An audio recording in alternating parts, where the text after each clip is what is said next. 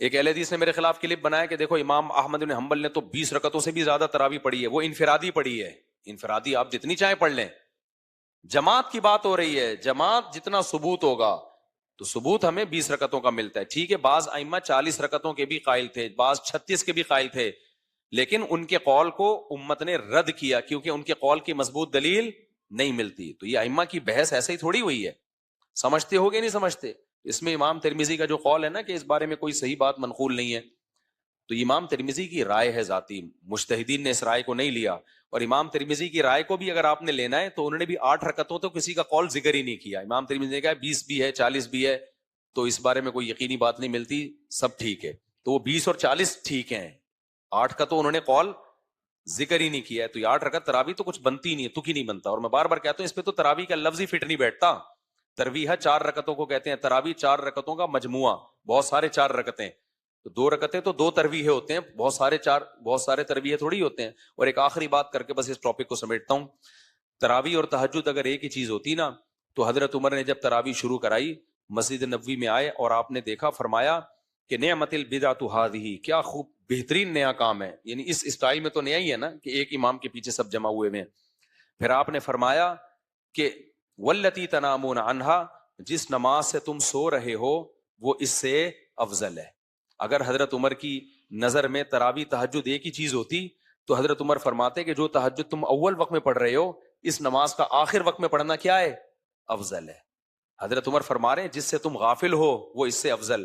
اس میں حضرت عمر کا مقصد تراویح کی نفی نہیں تھی، بلکہ یہ تھا کہ اس کو بھی فوکس کرو، اتنی لمبی نہ پڑھو کہ وہ رہ جائے، یا اتنی دیر تک نہ پڑھو کہ پھر اس کے لیے آنکھ ہی نہ کھلے.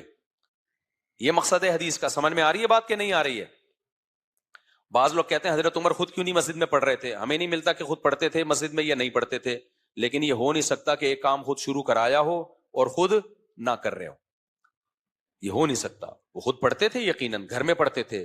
آپ کہہ سکتے ہو جب جماعت افضل ہے تو خود کیوں گھر میں پڑھ رہے ہیں؟ بھائی جماعت افضل ہے ان لوگوں کے لیے جن کو خود قرآن آتا نہیں ہے، جو خود حافظ ہیں ان کے لیے خود پڑھنا افضل ہے. سمجھ میں آ رہی ہے بات کہ نہیں آ رہی؟ تو ہمارا بچہ ماشاءاللہ حافظ ہے، وہ گھر میں پڑھ رہا ہے، پڑھا رہا ہے کیونکہ اس کا ریوائز ہو جاتا ہے. تو جو خود حافظ ہے وہ اپنی الگ جماعت کرا لے گھر کے اندر 2-4 افراد کو لے کے. باقی جو حافظ نہیں ہے ان کے لیے مسجد میں پڑھنا افضل ہے. حضرت عمر نے مسجد میں انہی لوگوں کے لیے انتظام کیا تھا جن کو قرآن حفظ نہیں ہے، وہ ابی ابن کعب کے پیچھے قرآن پڑھیں گے. سمجھتا ہے کہ نہیں سمجھتا ہے؟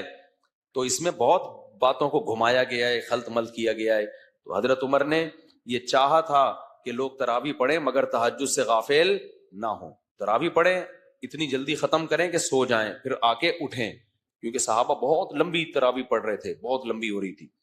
تو اس لیے افضل یہی ہے کہ تراویح اول وقت میں پڑھ کے ختم کر دی جائے، پھر لوگ سو جائیں اور پھر اٹھ کے آخری وقت میں پڑھیں. آخری سوال پہ بس میں اپنی بات کو ختم کرتا ہوں. اہل حدیث بھائیوں سے میں پوچھتا ہوں کہ اگر یہ وہی تہجد ہے 8 رکعتیں پہلے بھی بعد میں بھی، تو رمضان میں آپ نے کیا کیا پھر الگ سے؟ ٹھیک ہے نا. آپ کہہ سکتے ہو ہم نے لمبی قرات کی ہے جو ہم عام دنوں میں نہیں کرتے. تو عام دنوں میں آپ نے قرات نہیں کرتے، آپ ان دنوں میں آپ قرات کر لیتے ہیں. تو قام رمضانہ میں، قامہ یہ نماز سے کنایا ہے. قام رمضان کس سے کنایا ہے؟ نماز سے. نماز صرف قیام کا نام نہیں ہے، رکوع اور سجود بھی نماز کا حصہ ہیں. تو قام رمضان کا مطلب قیام بھی ہوگا اور رمضان میں اسپیشل رکوع اور سجود بھی ہوں گے. اگر 8 رکعتیں پڑھتے ہیں تو 16 سجدے ہوں گے. تو رمضان میں بھی 16 سجدے، رمضان سے باہر بھی 16 سجدے. تو یہ رمضان کی کوئی خاصیت ہوئی؟ تو رمضان میں تو آپ کو رکوع اور سجود بھی کیا کرنے، رات کو بڑھانے. یجتہد فی رمضان ما لا یجتہد فی غیرہ. رمضان میں آپ کی عبادت زیادہ ہوتی تھی، تو زیادہ میں کثرت رکوع بھی ہے، کثرت سجود بھی ہے، کثرت قیام بھی ہے اور کثرت تلاوت بھی ہے. تو یہ سب چیزوں کو بڑھانا پڑے گا. آپ نے صرف ایک تلاوت بڑھا دی، باقی ساری چیزیں کم رکھی ہیں. اس کی کیا دلیل ہے آپ کے پاس؟ تو میں اس لیے کہتا ہوں کہ اول نظر میں آج کل کے اسکالرز کی بات آپ کو بہت اچھی لگے گی، لیکن جب آپ ڈیپتھ میں جا کے پڑھو گے نا تو یہ جو ائمہ اربع کی جو مذہب ہے یہ بہت مضبوط بنیادوں پہ قائم ہوتے ہیں. تو ہم آپ کو حنفیت کی دعوت تھوڑی دے رہے ہیں، تو چاروں اماموں کا مذہب ہے. سمجھتے ہو کہ نہیں سمجھتے؟ ایک متفق علیہ چیز ہے. تو اس لیے ہمیں جھگڑے کا شوق نہیں ہے، لیکن یہ جو لوگوں میں کنفیوژن پیدا کی جا رہی ہے، لوگوں نے تراویح کی 20 رکعت تراویح میں 40 سجدے ہوتے ہیں اور 8 رکعت میں کتنے ہوتے ہیں؟ 16, تو 16 اور 40 میں کوئی فرق نہیں ہے آپ کی نظر میں؟ کوئی فرق نہیں ہے کیا؟ بہت بڑا فرق ہے. تو آپ نے پورے وہی اڑا دی. سے لوگ یہ بھی کہتے ہیں نوافل ہیں جتنے چاہے پڑھ لو، اس میں کیا یہ بحث کے 8 اور 20. کچھ براڈ مائنڈیڈ قسم کے اس طرح بھی لوگ آ گئے ہیں. یہ بات بھی غلط ہے. نوافل جب آپ اخپل طریقے سے پڑھیں نا، اپنے طور پر جتنے چاہے پڑھ لیں، جماعت کے لیے ثبوت ضروری ہے، کیونکہ نوافل کی اس طرح سے جماعت جائز نہیں ہے. ایسے ایسے فنٹر آ رہے ہیں نا مارکیٹ میں، الٹی بات کریں گے اور جو سیدھی بات کر رہا ہوگا مذاق اس کا اڑا رہے ہوں گے. میں نے یہ بات 2-4 سال پہلے کہی کہ جماعت سے نوافل پڑھنے کے لیے نا اتنے بڑے پیمانے پر آپ پورا اعلان کر کے پبلک کو بلا رہے ہیں، اناؤنسمنٹ ہو رہی ہے اتنی بجے تراویح ہوگی، اس کے لیے ثبوت چاہیے. جماعت سے نوافل پڑھنا جائز، جتنے نوافل ثابت ہوں گے اتنے تو جائز ہوں گے. اس سے کم کو سنت نہیں کہا جا سکتا، اس سے زیادہ کی اجازت نہیں ہو سکتی، کیونکہ جماعت سے جو ہے نا نماز، اس کے لیے ثبوت چاہیے بھائی. تبھی تو عید کی رات میں نہیں ہوتی یہ جماعت.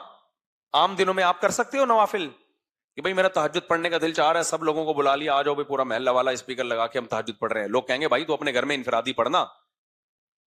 جماعت کے لیے ہمیں ثبوت چاہیے. تو ایک صاحب نے نا میرا مذاق اڑایا کمنٹس میں، لو بھائی جماعت کے لیے کیا کہہ رہے ہیں، جائز نہیں ہے، کیا دلیل ہے؟ مجھ سے سوال کیا اس نے کمنٹس میں کہ یہ دیکھو مفتی نہیں لایا ہے کہ کیا دلیل ہے جماعت کے لیے ثبوت چاہیے. بھائی دلیل، جب بھی آپ کوئی عبادت کرتے ہیں نا تو جتنی ثابت ہو اس سے آگے آپ کمی بیشی نہیں کر سکتے. تو دلیل اس کے ذمے ہے جو یہ کہتا ہے کہ جماعت جائز ہے، اس کے ذمے نہیں ہے جو یہ کہتا ہے کہ جماعت جائز نہیں ہے. فجر کی 2 سنتیں آپ پڑھتے ہیں، جماعت جائز ہے اس میں؟ بولو نا. اب کوئی کہے کہ کوئی حدیث دکھاؤ جس میں جماعت سے منع کیا ہو. ہم بولیں گے بھائی فجر کے 2 فرض میں جماعت ثابت ہے، 2 سنتوں میں جماعت ثابت نہیں. منع کرنا بھی کہیں بھی نہیں ہے کہ نبی نے منع کیا ہو. تو منع کرنے سے بات نہیں ہوتی، بات یہ ہے کہ نبی نے جب جماعت سے نہیں پڑھی تو ہمیں بھی انفرادی پڑھنی پڑے گی. وہ ظہر کی 4 سنتیں، اوابین، اشراق، یہ جتنی بھی نمازیں ہیں، چاش اوابین ایک ہی ہے، تو جتنی بھی نمازیں ہیں بھائی یہ سب انفرادی ہیں. تہجد بھی کیا ہے؟ انفرادی. اگر نبی نے جماعت سے پڑھی بھی ہے نا تہجد، تو ایسے کہ آپ پڑھ رہے ہیں، ایک صحابی آگے شامل ہو گئے، 2 صحابی آگے شامل ہو گئے، ایسے نہیں کہ مسجد میں آ کے باقاعدہ جماعت کرائی ہو. تو اس لیے یہ جو نوافل کی جماعت ہے اس کے لیے ہمیں ثبوت چاہیے. تو جتنی رکعتیں ثابت ہوں گی اتنی ہی پڑھنا جائز ہے، اس میں کمی بیشی ٹھیک نہیں ہے.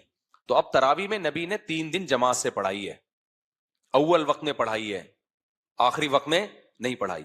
آپ نے چھوڑ دی، پھر صحابہ نے اسی کو فالو کیا اور جماعت سے پڑھتے رہے، مسجدوں میں آ کے اول وقت میں پڑھتے رہے ہیں. جب جماعت سے صحابہ کرام پڑھتے رہے ہیں تو اب ہمیں دیکھنا پڑے گا کتنی پڑھتے رہے ہیں. جتنی پڑھتے رہے ہیں اس کی پرمیشن ہوگی اور وہی سنت عمل ہوگا. اس میں کمی کو سنت نہیں کہا جا سکتا اور اس میں اضافہ حرام اور ناجائز ہوگا.